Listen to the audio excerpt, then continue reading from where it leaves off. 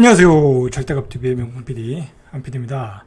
자, 제가 최근에 여러분들한테 꼭 하고 싶은 얘기가 있었는데 그걸 그 핵심 이야기를 꼭 전달해야 되는데 그 핵심 이야기를 잘 전달을 못하고 주변 얘기만 한 것 같아요. 자, 그래서 계속 계속해서 그 이야기를 전해드리고 있어요. 자, 보세요. 제가 최근에 시간이 남을 때 좀 책을 많이 봤어요. 책을 봤는데 저는 이제 기본적으로 세상을 이해하는 이 세상이 어떻게 돌아가는가, 자, 그런 원리를 알고 싶은 사람이에요. 그래서 그에 관한 책들을 좀 많이 보고, 그리고 요 얘기는 나중에 하고, 자, 그러다 보니까 많이 보는 책이 이 역사책이에요. 사실 저는 주식 투자도 하지만은 주식 투자한다고 주식에 관한 공부를 많이 하는 게 아니에요. 저는 별로 물론 이제 기본적인 거는 공부를 하지만은 주식에 관한 공부는 별로 안 하는 것 같아요. 기본적인 책은 다 봤지만 그렇다고 제가 차트를 다 뒤적이고 그러지도 않아요. 저는 주식을 오래 하다 보면 차트도 별로 의미가 없어요. 최근에 어떤 주식은 갈 것 같았는데도 차트가 좋았어요. 그래서 수익도 났어요. 근데 요즘 폭락했잖아요. 그죠? 근데 그 주식이 한 10몇 프로 빠졌어. 그러니까 차트라는 게 의미가 없더라고요. 자, 의미가 없어요. 그렇다고, 기업의 가치를 파고드는 또 그런 스타일도 아니고, 어쨌든 그 얘기는 그렇고. 자, 그러다 보니까 중요한 거는, 세계의 역사, 한국의 역사, 그리고 세계의 어떤 과학적인 흐름, 그런 것들. 자, 그런 걸 위주로 공부를 하는 거예요. 워렌 버핏도 그런 걸 공부하는 거예요, 사실은. 그 사람이 공부하는 거는 그런 거예요. 밑에 있는 직원들이 다 알아서 기업에 대해서는 분석해 줄 거고, 그 사람은 큰 흐름을 보고, 투자를 결정하는 거예요. 이 얘기 좀 길어지는데, 중요한 얘기니까 얘기할게요. 워렌 버핏이 일본에 주식 투자를 했잖아요. 그리고 일본의 무역회사에, 무역 상사회사죠. 투자를 많이 했다고 하잖아요. 그 사람이 왜 그걸 투자했겠어요? 물론 이제 회사도 알짜고, 그리고 배당도 잘 주고 저평가되어 있고 기본적으로. 자, 그런데다가 스토리를 가질 수 있다라는 거야. 그 주식이 그러니까 쉽게 말해서 어떤 화제, 인기주가 될 수 있다라는 거야. 미인주가 될 수 있다라는 거야. 요즘에 이제 2차 전지 주식처럼 앞으로 그게 된다고 생각하세요? 워렌 버핏은 이제 보도된 바에 따르면은 미국과 중국, 그죠? 대만과 중국 간에 전쟁이 일어난다. 양안 전쟁이라고 그러죠. 전쟁이 일어난다. 자, 그래서 그때 수혜를 입을 게 무역 상사다. 그 전쟁에 배팅하는 거예요. 참 잔인한 얘기죠, 잔인한 얘기. 자, 어쨌든 그렇게 역사를 공부해야 미래가 보이고 미래의 인기주, 미인주가 될 수 있는 걸 찾아낼 수 있다라는 거예요. 자, 제가 이야기를 하려고 온 게 아니라, 제가 최근에 역사를 공부하면서 무슨 역사를 공부했냐면 조선 말의 역사를 공부를 많이 했어요. 조선 말. 그러니까 조선이 망하고 일본으로 합병될 때의 과정 공부를 해보니까 우리가 학교에서 배웠던 내용하고는 많이 틀려요. 여러분들 학교에서 배웠던 내용들은 말 그대로 이 순화된 내용이야. 순화된 내용. 진짜 우리가 조선 말의 역사를 알면은 정말 깜짝 놀란다. 자, 왜 깜짝 놀라냐면 한마디로 조선의 국왕, 조선의 기득권 권력들이, 조선의 기득권이 누구예요? 그죠?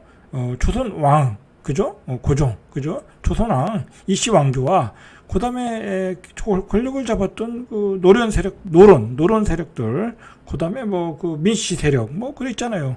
그 안동 김씨, 안동 권씨, 김씨, 안씨 그런 사람들 있잖아요.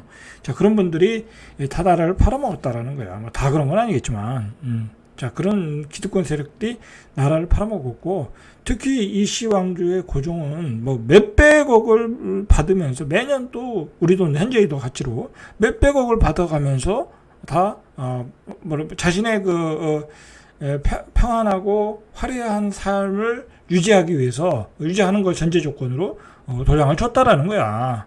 자, 제가 이 이야기를 왜 하냐면 어떤 역사든지 역사는 기득권이 끌고 가는 거예요. 제가 좌파 입장에서 이야기하는 것도 아니고 우파 입장에서 얘기하는 게 아니야. 우리가 이 본질을 알아야 돼. 어떤 역사든지 역사는 기득권에 의해서 끌고 가는 거예요. 그리고 기득권은 본능적으로 자기 재산을 지키려고 해요. 그죠? 자기 재산을. 그게 가장 극단적인 경우가 조선말이었다라는 거예요. 조선말이었다. 지금도 마찬가지잖아요. 자, 우리가 이거 얘기 좀 길어져도 중요한 얘기니까 임진왜란 때 동인과 서인이 갔잖아요. 미국으로. 일본으로. 그래서 도요토미 히데요시를 만났는데 한쪽은 전쟁이 안 일어난다. 한쪽은 전쟁이 일어난다. 그렇게 서로 입장을 바꿔서 얘기했잖아요. 반대로. 자, 그게 뭐예요? 자기 어떤 그 정치 세력들의 자기 정치 세력들의 어떤 입장에서 어떤 상황을 객관적으로 안 보고 자기 정치 세력의 어떤 입장을 표방한 거잖아요. 서로 반대를 한 거죠. 반대 입장에서 부딪힌 거죠. 무조건 만나는 거야. 자, 요즘도 마찬가지예요. 요즘도 모든 일이 재난사고가 터져도 여야가 잘못했다. 일본의 오페스 문제 가지고도 무조건 대립, 그죠? 이성적인 게 아니라 무조건 대립. 모든 사건들이 무조건 반대야, 무조건 반대. 옛날하고 틀릴 게 없어. 옛날하고 조선시대 말하고 틀릴 게 없어. 자, 그게 뭐예요? 기득권 세력들이 자기 권력을 지키기 위해서 자기 입장을 변호하는 것뿐이라는 거야. 자, 여러분.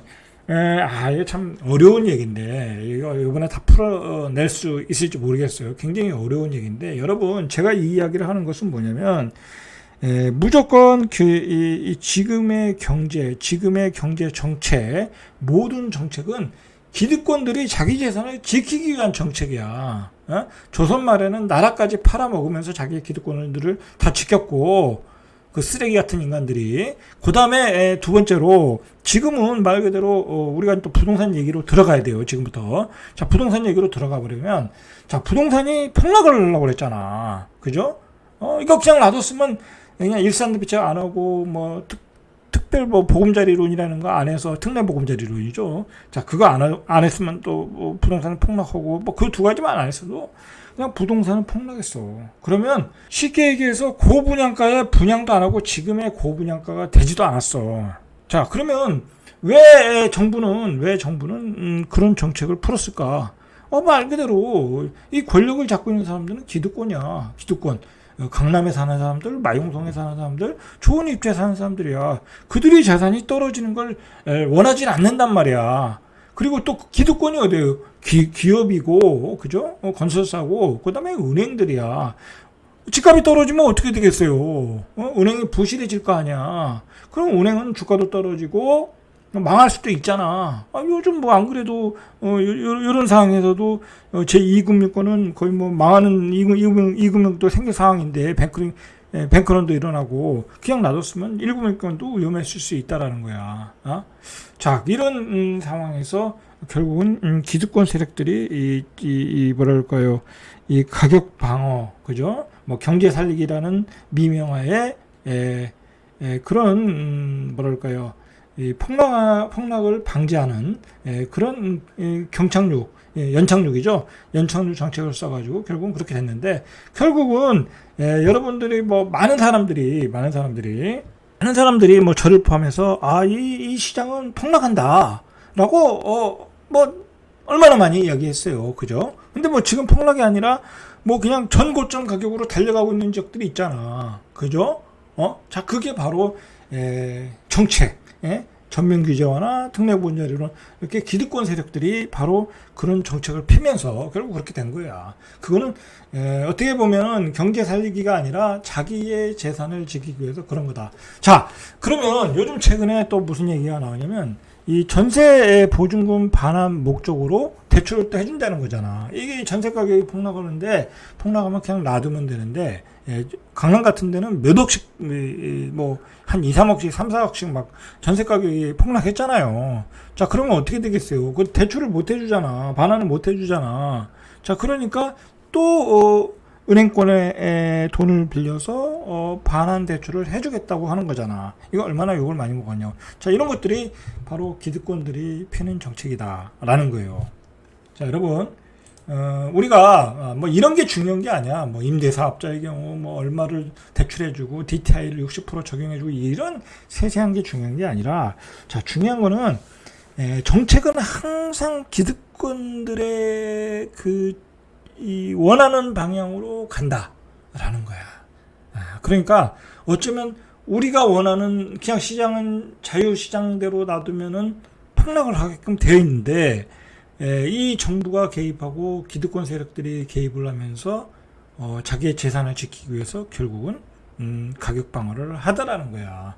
이게 팩트라는 거야. 더 충격적인 건 뭐냐면, 그걸 기반으로 해서 우리가 둔천주공이 13억일 때도 정말 우리가 살 수가 없는 가격이다라고 한탄을 했는데, 이건 13억이 12억이 용인에서 나오고 광명 뉴타운에서 12억에 나오고, 이제 어디죠? 그 구이동, 자양동인가요? 구이동이죠. 롯데캐슬 시그니처 거기 15억에 나와도 한강뷰는 싸다고 나오고, 용산이 16억이 로또라고 나오고, 이렇게 세상이 바뀌어졌다는 거야. 자, 여러분, 바뀐 게 없어요. 여러분, 바뀐 게 없어. 중요한 거는 제가 얘기했잖아요. 용산에 16억에 분양받을 사람들이 그렇게 많지 않아. 대한민국에 돈 다 털어도 5%도 안 돼. 5%도 안 돼. 당연히 못 사는 거야. 그냥 그걸 사서 프리미엄 먹고 판다고 우리가 사는 거지. 그거 일반 사람들이 분양 못 받아. 그러니까 바뀐 게 없어. 용인에 12억도 분양 못 받아. 광명에 12억도 못 받아. 현실은 이제 너무 멀리 날아가 버린 거야. 우리의 그 어떤 구매 능력과 상관없이 너무 날아가 버린 거야. 바뀐 게 없어. 바뀐 게 없는데, 그러면 남는 게 뭐겠어요? 이제 우리의 그 높은 분양가를 따라잡기 위한 부채만 남는 거고, 그리고 우리의 집에 대한 꿈이 다 사라진 거야. 이 자유시장 경제라는 게 알고 보면 기득권 세력들이 가격을 자기의 재산을 지키기 위해서 계속 은행에서 돈을 풀고 저금리를 풀고, 저금리가 안 되면은 또 특례 보금자리 돈이라고 해서 또 풀고, 그러면서 자산을 계속 올리는 거야. 그 자산을 누가 다 가지고 있냐고. 그죠? 그렇게 보셔야 돼. 자, 그런 시각에서 그건 변치 않는 거다라는 거야. 변치 않는 거다. 자, 그러면 우리가 이거 좀 복잡한 얘기인데, 우리가 좌파 정부 때는 그러지 않았냐. 그런데 중요한 거는 좌파 정부가 시장을 컨트롤할 수 없다라는 거지. 그죠? 시장을 컨트롤하려다가 부작용이 나서 집값이 폭등했잖아. 그러니까 자본주의 세계에서 기득권을 가진 사람들의 어떤 그 권력을 좌파가 뭐라 할까요? 깨부시려고 했지만은 못 깨부셨다라는 거야. 이건 뭐 오직하면 이재명 후보 같은 경우는 뭐 농기세인가요? 뭐 그런 거 걷자고 허기까지 했잖아. 그만큼 이제 부의 분배가 잘못됐다라고 해서 그런 얘기까지 나왔잖아요. 자, 제가 어떤 그 사상적인 측면에서 이걸 이야기하는 게 아니라, 이런 그 어떤 그 우리 세계가 가지고 있는 자본주의의 본질, 자본의 힘, 기득권의 본질을 여러분들이 이해하지 못하면은 아무런 그 뭐라 할까요? 이 세계를 바라볼 수가 없어. 그리고 맨날 폭락론만 이야기하는 거야. 폭락론만. 이 뭔가 잘못됐다. 왜 저희가 16억이냐, 15억이냐, 14억 그 얘기만 하는 거야. 자, 그런 얘기는 이제 의미가 없어졌어요. 왜냐? 13억, 15억에도 사가는 사람들이 있잖아. 그만큼 시중에 돈은 많다라는 거야. 유동성이. 나만 없는 거야, 나만. 그 유동성이 많다라는 걸 어디서 느껴? 우리가 주식시장에서 맨날 주식 상장하잖아. 그럼 상장하면 2배, 3배, 4배, 5배, 6배 막 되잖아. 그러면 돈이 거기서 막 확대 재생산이 되는 거야. 그러면 그 돈이 소수의 자본가들에게 다 들어가는 거 아니야. 그러면 그 돈 가지고 아파트 비싼 거 사는 거야. 그리고 그거에 혜택을 받은 기업은 또 여러 가지 또 자본이 확충되고, 뭐 그러면서 월급도 많이 주고 급여도 많아지고 그런 거야. 자본이 계속 늘어나고 있다. 그리고 아파트 땅값은 올라가고 있다. 원자재 가격은 올라가고 있다. 인건비는 올라가고 있다. 그 속도의 문제야, 사실은. 여러분, 이게 중요한 거야, 이게. 이게 중요한데, 여기다가 정부는 또 바라지도 않아. 집값이 떨어지는 걸. 지금 정부는 말 그대로 자유경제를 자본주의 시장 경제라고 하지만은 내가 보기엔 자본주의 시장 경제가 아니야. 철저하게 집값을 부양하는 정부야, 내가 보기엔. 그렇지 않겠습니까? 그냥 분양가 폭등하는데 아무런 조치도 안 취하고, 그죠? 오히려 집값이 떨어질까봐 계속해서 규제 완화, 뭐 담보대출 완화, 그 다음에 DSR 규제 완화, 막 그런 게 나오잖아. 그죠? 그런 사이에 우리의 부채가 1062조, 그죠? 이게 전세자금 대출 빼고, 그죠? 이렇게까지 늘어났다라는 거야. 1000월 대비 5조 9천원. 그러니까 여러분 지금은 계속해서 우리 부채로 지금 우리 살아가고 있는 거야. 자, 언젠가는 터지겠죠. 그죠? 언젠가는 부작용이 나오겠지. 그죠? 자, 이렇게 세상이 흘러가고 있다라는 거야. 자, 보세요. 정부가 풀어준 규제를 보라고. 1.3 전면 규제 완화, 그죠? 뭐 서울까지 해가지고 전매 제한 다 했잖아. 그것도 둔촌주공 분양 안 될까봐 그때 맞춰서 분양 전면 규제 완화하고 특례 보금자리론 또 만들어서 다 중저가 아파트 집 사게 하고 결국은 강남에 20억, 강북에 12억짜리 분양가를 만들어냈고, 자, 이런 게 모두 그들의 큰 재산을 지키기 위해서 만들어낸 것이다라는 거야. 그리고 제가 뭐 윤석열 정부를 비난하는 게 아니라 이 정부의 성격을 보면 국토 균형 발전은 전혀 관심이 없어. 아니 뭐 신문에서 국토 균형 발전이라는 얘기가 나오긴 합니까? 아무것도 안 나오잖아. 오직 서울 수도권에만 집중되어 있잖아. 그리고 국회의원 선거도 서울 수도권의 승패에 달려 있잖아. 그러니까 맨날 서울 수도권만 얘기하는 거야. 자, 그러니까 어떻게 됐어요? 다 서울로 가고 있잖아. 집 사러. 그죠? 집 사러. 근데 이런 상황에서 만약에 이제 정부가 공급을 안 해줘. 공급을 이제 예정대로 안 해줘. 지금 수도권 외곽에 막 신도시들 많이 택지는 마련하고 있는데 제때 안 해줘. 그럼 어떻게 되겠어요? 완전히 서울 수도권 사는 사람들은 지옥이 되는 거야. 서울에 분양을 못 받지. 12억 되는데 내가 저거 전매 차익 바라보고 살까? 그렇게 못 한다니까. 전세 가격에 안 받쳐준다니까.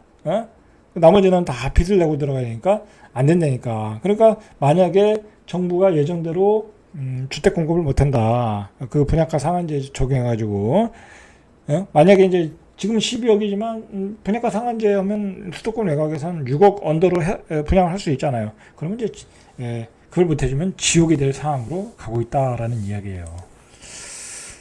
자, 그래서 서울로 지금 다 올라오고 있다라는 이야기야. 자, 여러분, 이거 굉장히 심각한 얘기예요. 심각한 얘기. 자, 이런 지금 현상의 본질을 여러분들이 좀 캐치를 할 필요가 있어. 자, 이상 절대값TV의 명품 PD 한 PD였습니다.